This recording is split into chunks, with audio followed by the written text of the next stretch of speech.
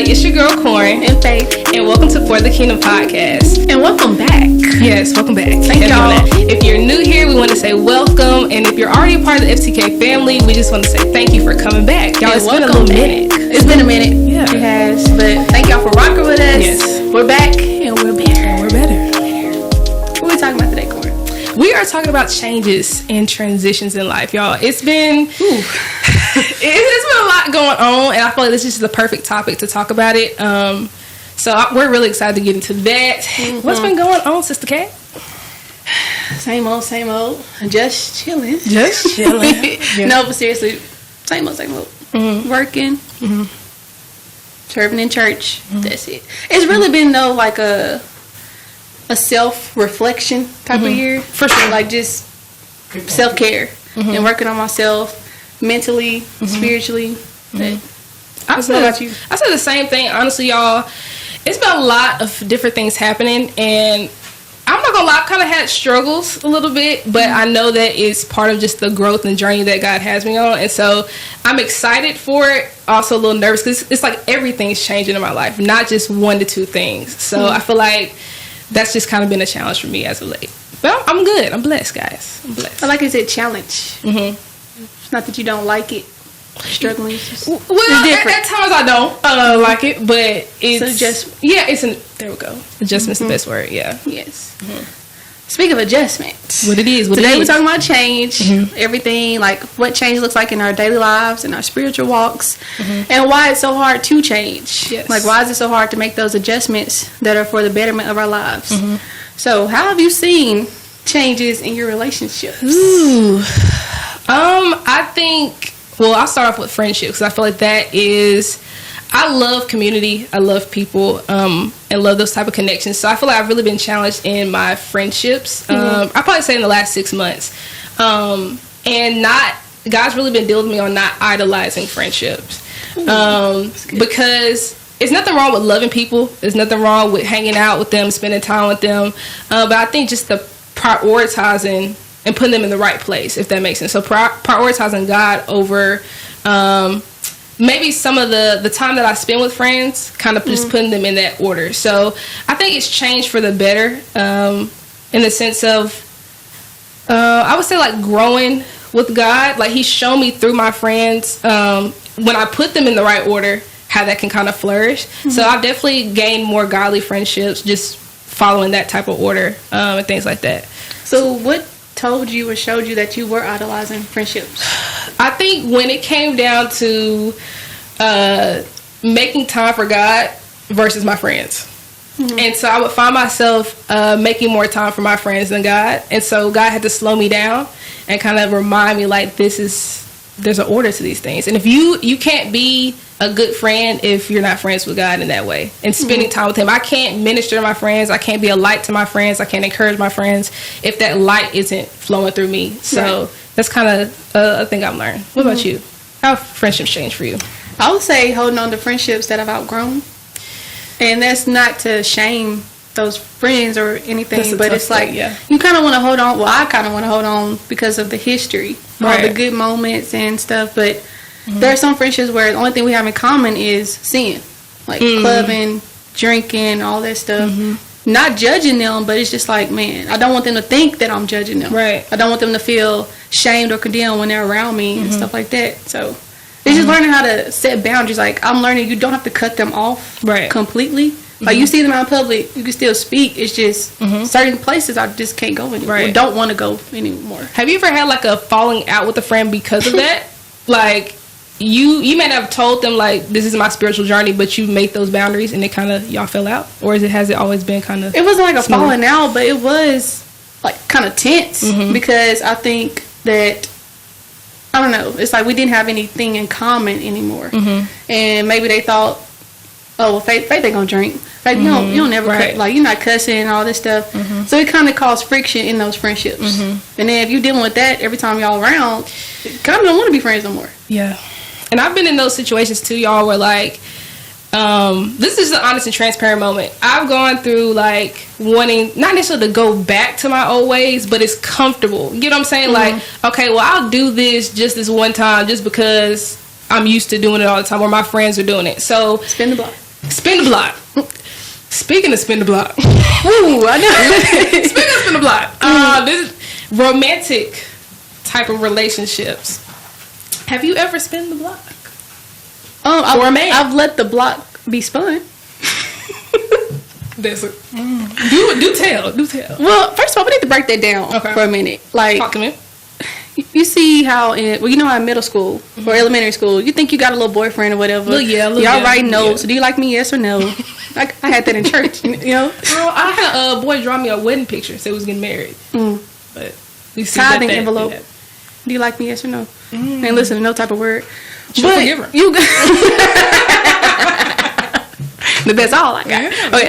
But you go to elementary school, middle school.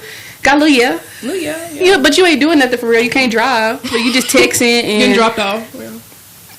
Skate rink. Yeah, but you get into high school, and now you start driving. You got a little more freedom. Yeah, and you going on sneaking links and going to the games, supporting them, and then you get to college. That's a whole different.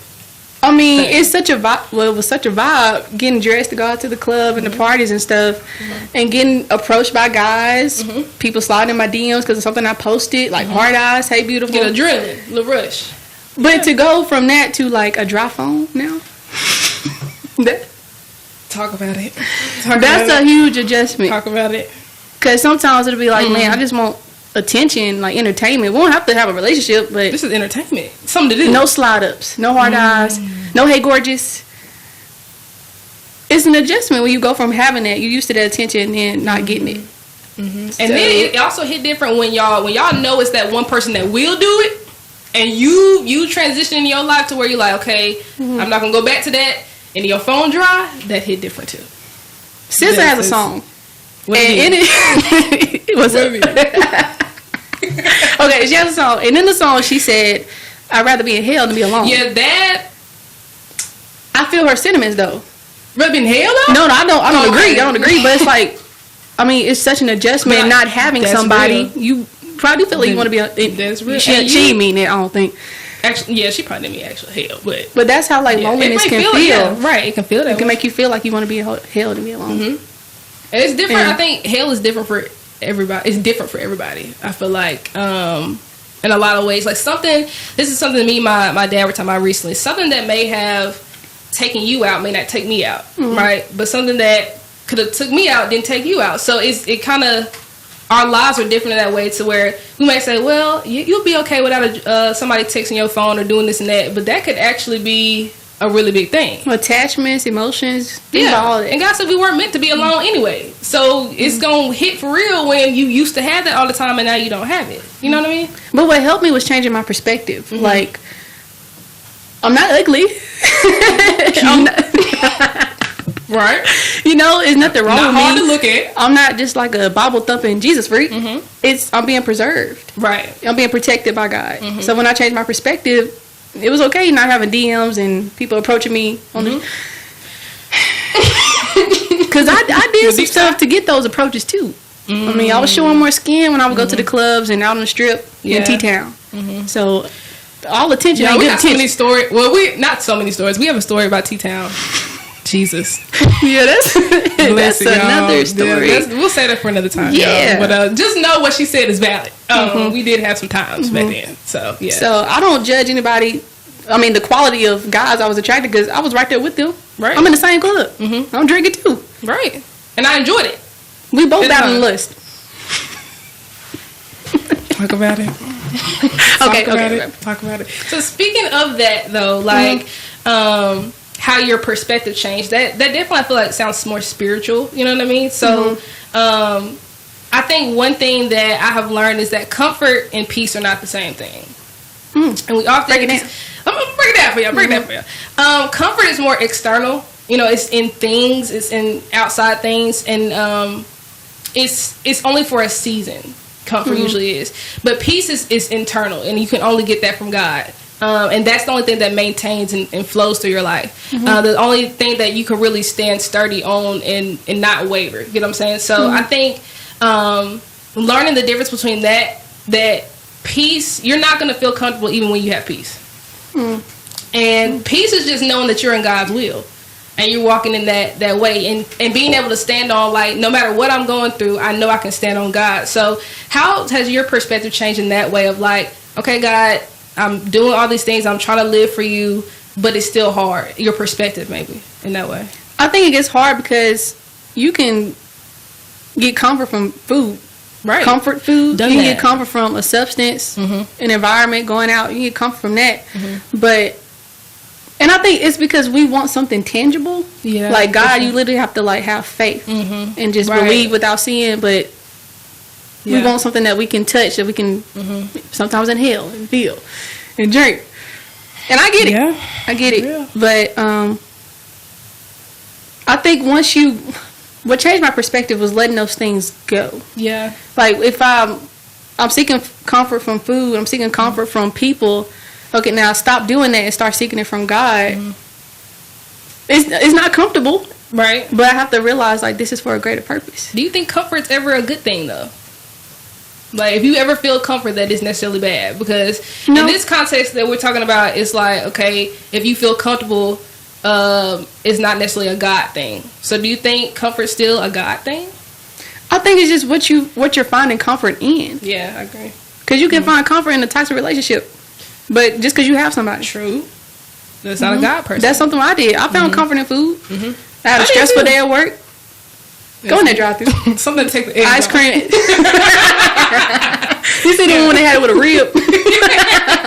They had one with the Texas Roadhouse rolls. I'm telling y'all what I know. But yeah, I had a stressful day at work, feeling anxious. Go to food. Go to TV, TikTok. And it's like, okay, I'm not saying TikTok or food is bad, but what do you turn to first? Overindulging though in it too. That too. Yeah. And God's got to, kind of get me on that like it's more comfortable for me to pop on Netflix instead of read my Bible. Definitely. And I really struggled with lately, and y'all probably can attest to that, with like putting things off. So like I may even hear God, I may have prayed, and the thing with prayer is God's gonna speak eventually. Even if you don't hear him right then, he's gonna speak eventually. So when I hear his voice, he might say, okay, good, you prayed, but I want you to act on what we just prayed about. And I'm like, okay, I'll do it like later today, or like, no, some things need urgency. You know what I'm saying? So like I've definitely struggled with finding that balance of obeying first, and then Netflix will be there. When you done obeying, Netflix will be there. So just learning, I think that balance too of doing things that God is telling me first, and then because it's such a trick on the mind. Like I can scroll on TikTok for 3 hours, but I can't give God 5 minutes. It doesn't make sense. 2 + 2 is 8. You know what I'm saying? Yeah. It didn't eat. It indeed did not. So, but yeah, in Ezekiel chapter 14, I had read this one time. Excuse me, that God had elders set in place, and so He told the elders that you are continuously putting idols in front of you on purpose. So some things we don't know, that we do, but some things we continuously do, like we said, we know to do things, but we'll put it off, or we'll do something else instead of those things. And so God said, should I not answer them according to their idols? I mean, until you put those things in the proper place, he can't move properly. So that's the same thing in these transitions in life. If we continuously are doing things and putting ourselves in those positions, it's hard to... Transitions are already hard, but when you have idols too with that, it's so much harder, I feel like. Especially when you're able to give those things up. It may be hard, but you're still able to do it, you know? And when it comes to this, when you think about Jesus, it slaps you, like you always say, with the back of his sandal. Sandal on the back of your neck. Jesus gave up his comfort. Continue. Do you think it was comfortable to carry a cross for miles up a hill? Have a crown of thorns, and I'm complaining because I don't want to meal prep at home when he's asking me. I don't want to wake up. I told y'all last season, y'all tuned in last season, God told me that time when I was getting ready to go to church to get my clothes together at a certain time, and I didn't do it. It was repercussions for that. So I'm crying about having to get up and do stuff like that, but like you said, this is the small stuff like that, but Jesus literally died for us and paid the ultimate price. Took on everything that we could ever imagine and then some. Like, that's not saying you won't ever feel like you don't want to do something again, but thinking about Jesus gives you that strength. Like, Jesus, you can do all this. I can get up out this bed. Yeah. Yeah. So how have you seen that in other ways in your life? Like, regular life? What do you mean? Like the, Jesus giving me strength to do certain things? Or what? Like, I would say even, definitely in school, my school life. Y'all, I'm getting ready to graduate. Thank God, praise God, praise God. Round of applause. He's been the one to carry me for sure. But I think school has definitely been a bigger challenge to me because it's easier to quit. You know what I'm saying? It's easier to stop and be like, okay, God, this is too much. God, I got all this going on. And that's true. Those things are true. But like you said, it takes a little bit more that perseverance of saying, God, okay, you know I'm tired. I know I'm tired. But you have given me the ability to still go through these things. And not just go through it, but to do exceedingly and abundantly. So I think the extra, I would say, I guess, stress in a way, the extra baggage from school, just seeing God perform in that way has been huge for me. Just pick me up in my lower places. So what about you? I would say health and fitness. And honestly, with this whole change topic, I think about the new year. How like we have New Year's resolutions and all that stuff, make a whole list of goals. I know I put lose weight, tone up, get in shape, all that jazz. Because I love Jesus, but I want Coke. Want to look good too, girl. I want Hourglass, Coke Pop. Ain't nothing wrong with that. We're about to take a break, y'all. We'll be right back. Stay tuned, and when we come back, we'll be talking about friendships. FTK family, tune in for next week's episode. Are you asking God for things and you think that He's not listening? Now today we're talking about something that's mentioned a lot in the Christian community. Really, whatever religion you have, you probably have heard about this. We're talking about prayer. Yes. And like I said, it's mentioned a lot, even on this podcast. I think we talk about it every episode. Are there times where you find yourself asking for things over and over? And yes, I do need things, and He's the supplier of that, so you have to ask. But I would say it's not just transactional.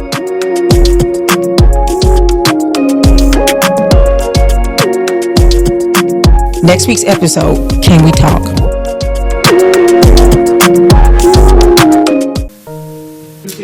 Welcome back, guys. So back to what you were talking about a little bit about lifestyle and transitioning, like with your weight and stuff, like New Year's resolutions. Get into that. What that look like for you? At the New Year, you always make. Well, I always make these goals that I want to accomplish. Losing weight, read a book every month, save this amount of money, and it's like you get to March and it's like, and then you get to July. But then July I'll be like, okay, this is the halftime mark. This is my January 1st part 2. I wasted my time these last 6 months, but I'm feeling strong. December comes around and it's like, man, I'm in the same place I was, if not worse, than I was in January. And I'm like, why is that?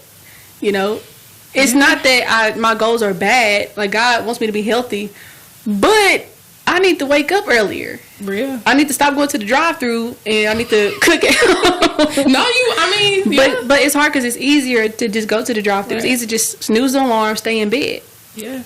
Even though it's good for my health. You can know something is better and still just not put the discipline in to do it. Stagnation is a real It's a real thing. Like, I was just sharing that earlier. Like, I feel like I do that even spiritually with some things. Like, okay, get on this. It can be natural, y'all. Like, the simple stuff. And you still, it's just because it's comfortable. Laziness, y'all. But what about, I mean, God wants us to be happy, right? He does, indeed. So why can't I do what I want? Well, we don't Just always eat what I want. He made the food good, you know? Yeah, but when you know that food, that pork chop, raising up that cholesterol, you might be happy in the moment, then you going to be the main one praying to get out the hospital. Happy heart issue. So it's like, yes, God wants us to be happy. Joy it comes from Him. But He also don't want us to be so happy that it comes at our expense. Or let your feelings drive you. Yeah, because He knows where we need to be. So we can't go always off of feelings at that point. So, yeah. And other things like music. I'm a music girly. I love music. I don't care if it's 80s, 90s, 2000s. It don't matter. Yeah. But I had to clean up my music playlist when I started, taking my relationship with God more seriously. Yeah. But that was a huge adjustment.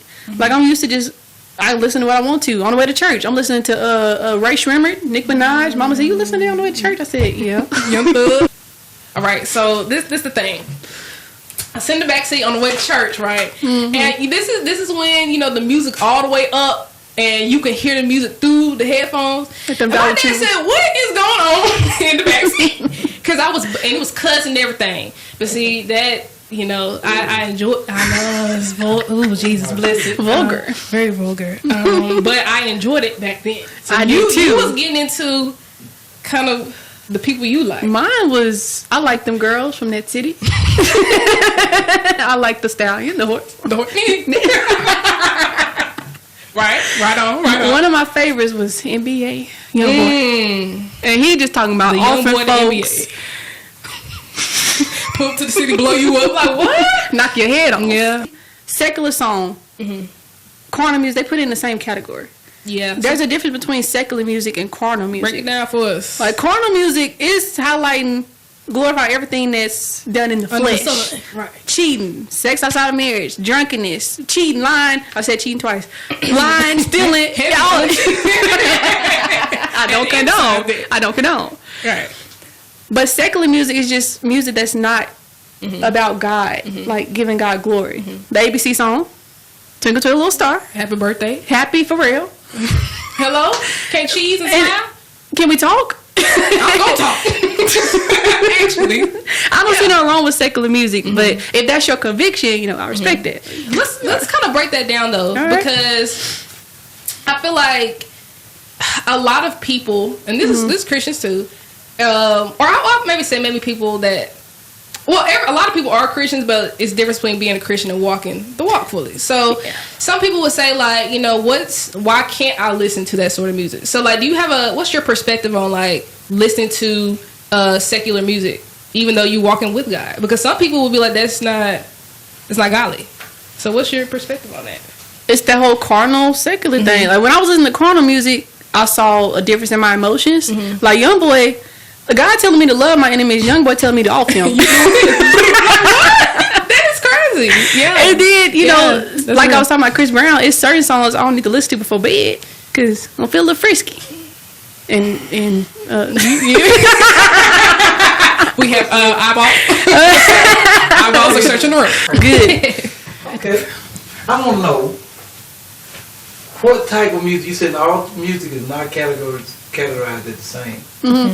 But when did it change, or did God change, or is there a way you can explain why music matters the way it matters? Okay, well, I mean, to start, God definitely didn't change. People change. We're always constant. We have different. I may like bananas right now, and then I might not like tomorrow. So you have different tastes and things that you like. The change though of why it's accepted, I guess more so now than it used to be. I don't know. What do you? I think because we focus on relationship more than religion. Like religion, don't do this, right. Take all this out. But relationship, I have a relationship with God. I pray. I read my Bible. There's certain things I don't do anymore. Certain things got added. It's not like a set of rules I'm following. Like I see God's commandments as boundaries. Yeah. Like he don't want me listen. If he don't want me off of somebody, he don't want me listening to that. True. But like talking about, you do have a limit. Absolutely. but like talking about the one I love, like ain't no wrong. I can listen to he love sent me the song, person. y'all. Yeah. I mean, I don't see nothing wrong with talking about the Bible is a love letter to us. He talks to us in love and explains how he feels about us. So how much more would somebody he sends you or you're dating, you know what I'm saying, to express how you feel about them, especially in a clean way. You know, Solomon did it. right? That's in the Bible. Solomon was getting down. He was. Solomon had some eyes. He was looking. Some He saw what he liked. Yeah, more than that. But Yeah, he was getting down, y'all. So Yeah. but that's really, I mean, to really expound on what she was saying. I go off a lot of convictions and things like that. And so there are days, y'all. Like I said, I love songs and things like that. But there are days where I don't listen to it. It could be. It's really, for me, just a spiritual thing. Like you said, boundaries. Sometimes it's not that it's bad, but you may need to stay in the section of gospel for that day. Just to keep your spirits up. You could be going through something and you just need to keep your spirit up in that way. So, I mean, I don't think it's nothing bad with listening to secular music, but I think myself, I have different boundaries in that way, you know. I think also some people, I've heard this before a lot of times, Satan in heaven, he was over the music. So if it don't say God, it's evil. Right. Like the song don't mention God, Jesus, if it's not by him, it's evil. And I don't agree with that. I don't either. I don't agree with that. Like, again, it is boundaries to things. If it's not gonna dampen your spirit, then I mean, I don't see anything wrong with it. But that's just me.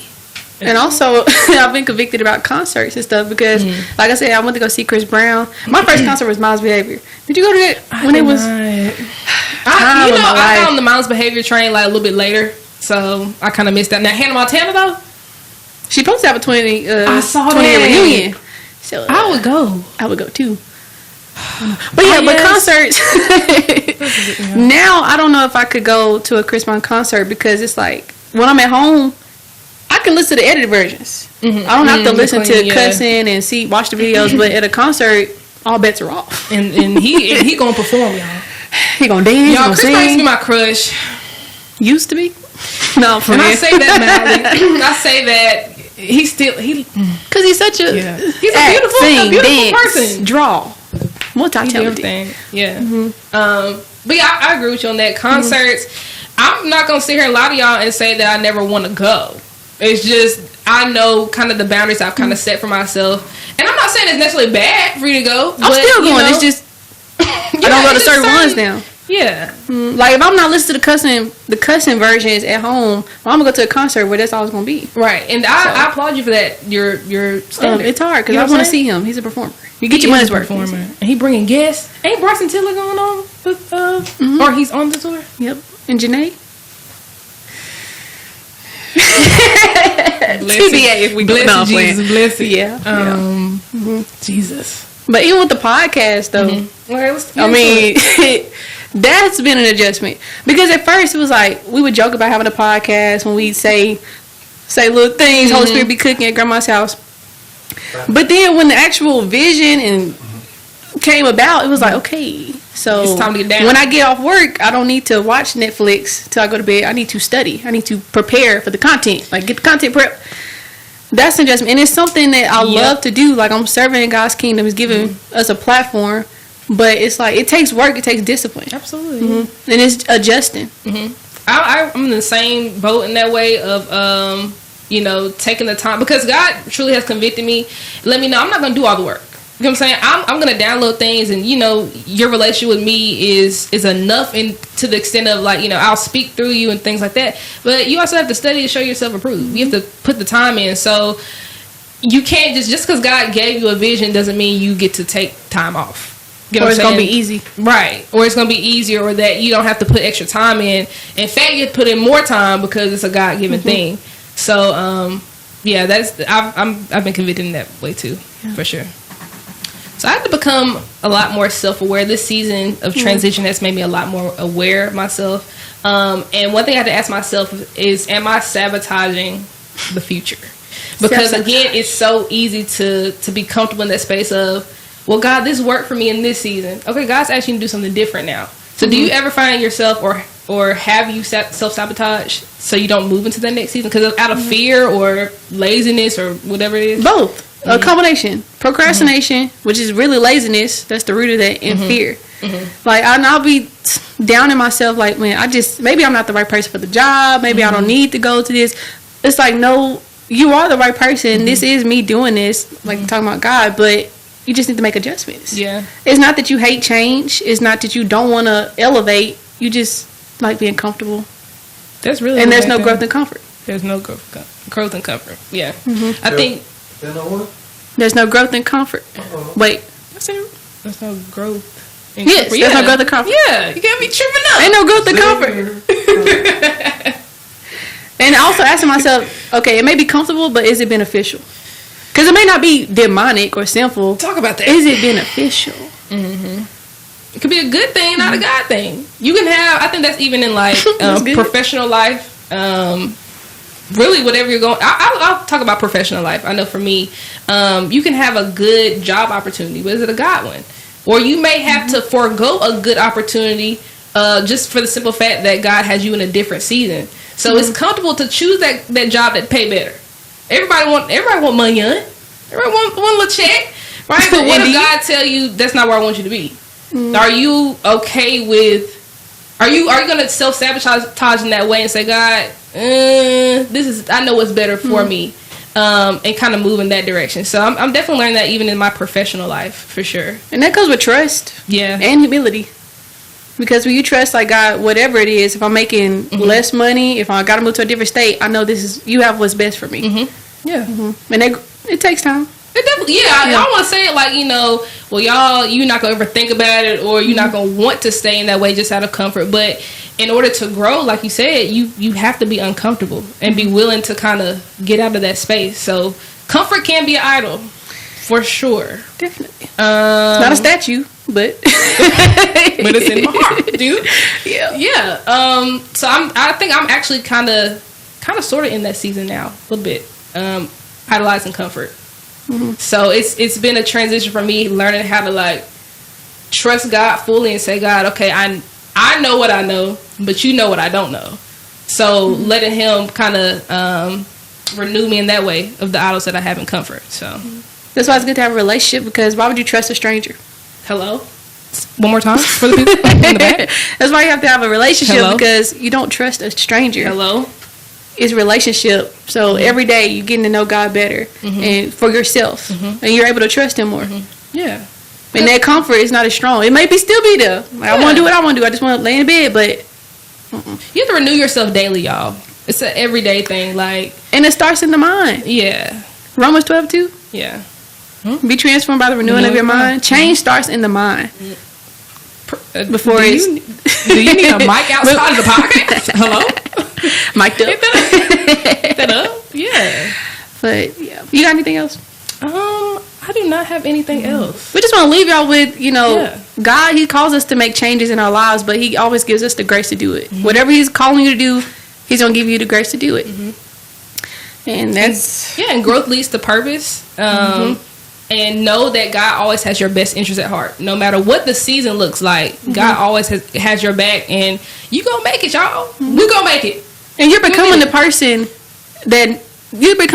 that's able to receive where God's taking you. Absolutely. When you sit in those adjustments, forsake the comfort. Yeah. So, anything else? That's it, guys. So we just want to thank everybody for joining us for the first episode of FTK. Welcome. Thank y'all for coming back and joining us, and just to support. I'm lit for season 2. Pumped. We're not putting the brakes on. I'm excited. So we're excited, y'all, to have y'all on this journey and just see what God has in store for this season, y'all. Yes, we got a whole new lineup of topics, segments, everything. So stay tuned. If you enjoyed this video, give us a like. Leave a comment if you want to. Share this video with somebody. Subscribe. And remember, it's not personal. It's just kingdom business.